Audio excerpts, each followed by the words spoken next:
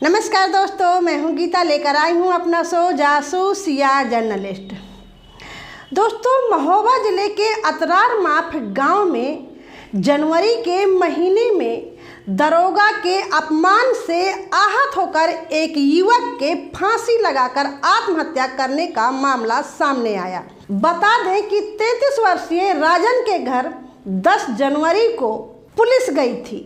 Police के जाने के ठीक 2 घंटे बाद उस आदमी ने फांसी लगाकर आत्महत्या कर ली। आखिरकार इन 2 घंटों के बीच ऐसा क्या हुआ जो राजन को अपनी जान गंवानी पड़ी।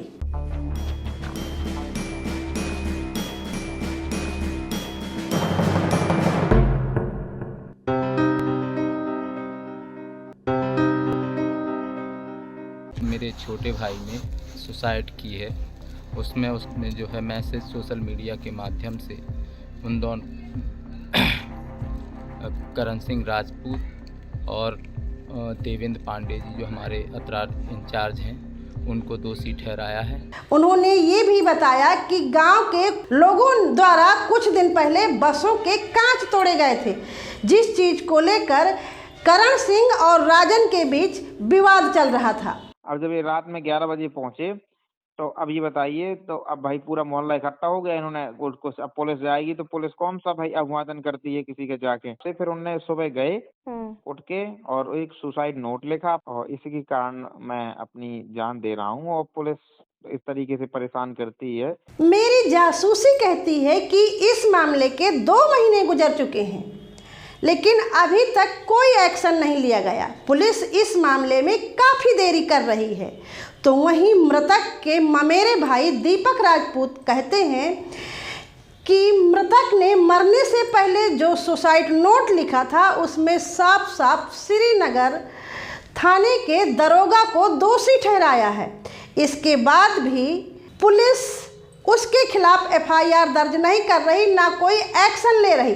जब वो पोस्टमार्टम करवाने गए थे तब भी और आज भी वही स्थिति बनी हुई है।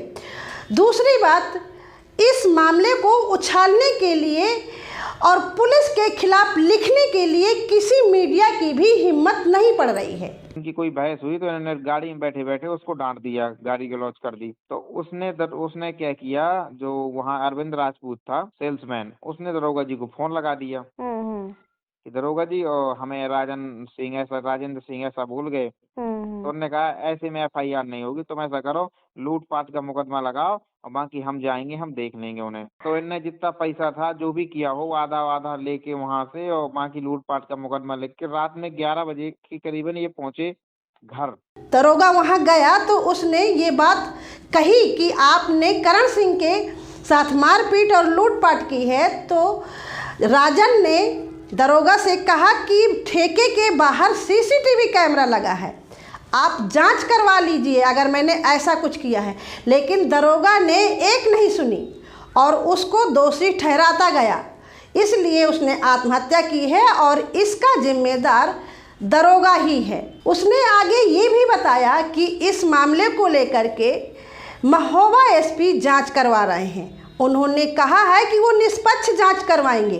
SP ने ये भी कहा है कि अगर उसकी जांच से वो संतुष्ट नहीं है तो कहीं और भी जांच करवा सकते हैं। जबकि उनको पता है कि जिस दरोगा को ये जांच सौंपी गई है वो उनके पक्ष में जांच नहीं करेगा, जबकि जो सुसाइड नोट है वो भी ले लिया गया है और मोबाइल भी ले लिया गया है, फिर भी वो जांच का इंतजार कर रहे हैं। अब जो है करण सिंह जेल में है, पर जिस एसओ के खिलाफ आरोप है उसको सिर्फ 1 हफ्ते के लिए सस्पेंड किया गया।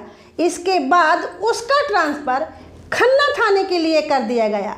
परिवार चाहता है कि उस थाना प्रभारी के खिलाफ कड़ी से कड़ी कार्रवाई होनी चाहिए। इस मामले से साफ जाहिर होता है कि किस तरह से बेकसूर लोग पुलिस की ब्लैकमेलिंग के चलते अपनी जान गंवा बैठते हैं।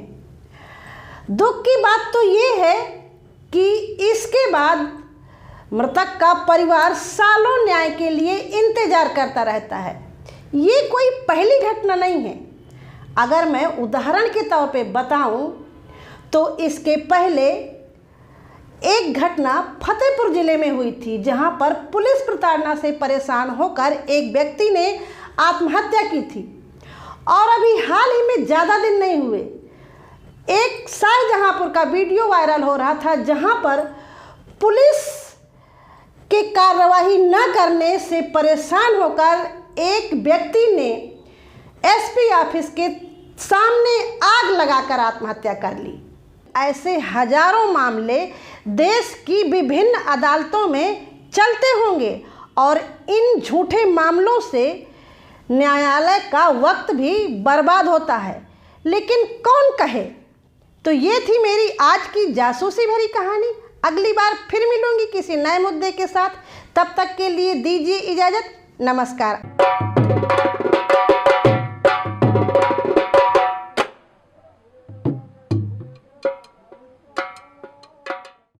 खबर लहरिया, आपकी खबर आपकी भाषा।